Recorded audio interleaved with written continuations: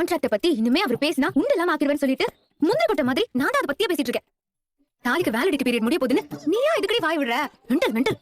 அவர் சொன்ன மாதிரி நான் தான் ஆர்வக்கோளாரா இருக்கணும். ஐயோ, உனக்கு எங்க போச்சு அறிவு? ஏய் காவேரி, அக்கா என்னடி இங்க உட்காந்து தனியா பேசிட்டு இருக்க? என்ன ஆச்சு காவேரி? நான் பைத்தியம் ஆயிட்டேன்னு நினைக்கிறேன்க்கா. காவேரி, காலையிலேயே வந்து உட்காந்து என்ன பேச்சுது? எனக்கு ஒரே குழப்பமா இருக்குக்கா. என்ன குழப்பம் உனக்கு இப்போ? வெண்ணிலா விஷயத்துல நான் அவரை ரொம்ப டார்ச்சர் பண்றேன்னு எனக்கு தோணுதுக்கா. டார்ச்சர் பண்ணியா? அப்படி என்ன டார்ச்சர் பண்ண?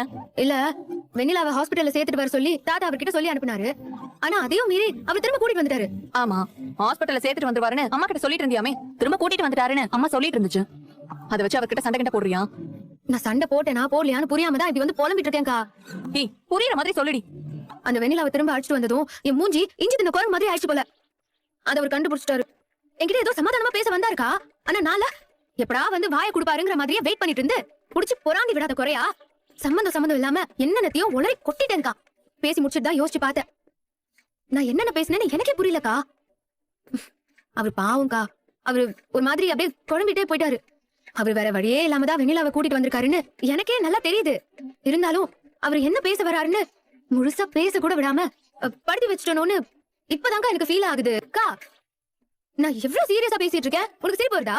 ஏண்டி, நீதான் குழப்பி அடிச்சிட்டேன்னு சொல்றல்ல, அவர் உன் புருஷன் தானே, திரும்ப போய் பேசுப்போ.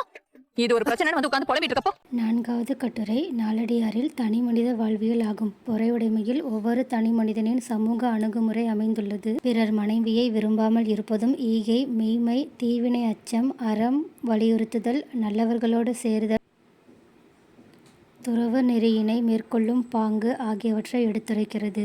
5வது கட்டுரை இலக்கியங்களில் வைணவம் முக்கியத்துவம் பெற காரணங்களாகும். திருமாலின் பெருமையையும் கடவுள் மனித வாழ்வில் விளங்குவதன் மூலம் சாதி வேறுபாடின்றி மனிதன் இறைவனை அடையும் பாங்கு கூறப்பட்டுகின்றன. திருமாலின் அவதாரங்கள். தமிழ் இலக்கியத்தில் திருமால் பற்றிய செய்திகள், தொல்காப்பியத்தில் மாயோன் மேய காடுரை உலகம் என திருமால் பற்றிய குறிப்பு பற்றியும் கட்டுரை கூறுகிறது.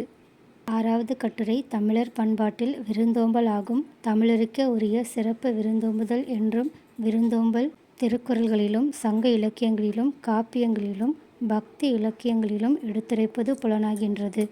7வது கட்டுரை கிறிஸ்தவ சிற்றிலக்கியங்களில் வாழ்வியல் கூறுகளில் மேலை நாட்டிலிருந்து தமிழ்நாட்டிற்கு வருகை தந்த கிறிஸ்தவர்கள் மொழிக்கும் தொண்டு செய்து சிற்றிலக்கியங்கள் மூலம் வாழ்வியல் நெறிமுறைகளை கூறுகின்றனர். பெத்லகேம் குறவஞ்சியில் தேவமோகினி பாங்கு வலியுறுத்தப்படுகிறது. திருக்காவலூர் கலம்பகத்தில் இறைவனின் அளப்பரிய பராமரிப்பு மனிதனை துன்பத்திலிருந்து பாதுகாக்கிறது.